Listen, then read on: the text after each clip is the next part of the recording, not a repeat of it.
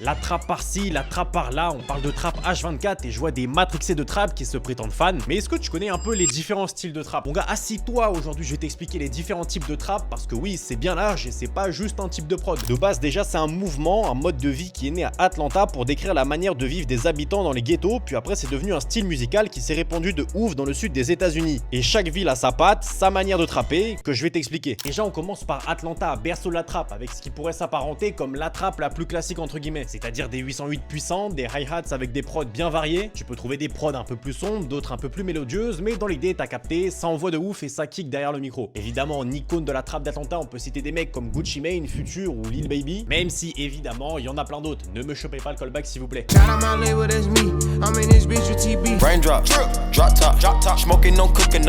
Numéro 2, la trappe de Memphis. Là, c'est un petit peu différent, c'est une trappe un peu plus sombre, un peu plus crue, en même temps c'est normal puisque c'est la ville la plus criminelle des États-Unis. Globalement, les thèmes abordés, c'est pas seulement le train de vie de Big Raver, mais aussi des trucs un petit peu plus bressons, un peu plus criminels si tu vois ce que je veux dire. Mais assez étonnamment, malgré des propos bien sombres, la trappe de la basse se distingue pas mal par des prods très rythmés avec une énergie crunk. Un style créé à Memphis justement, puis popularisé à Atlanta qui se caractérise par un côté hyper énergique, hyper prenant auditivement et qui fait turn up le dance floor. Pour les artistes de Memphis, bien évidemment, on peut citer des artistes comme la 36 Mafia, Gangsta Boo ou encore plus récemment NLE Choppa.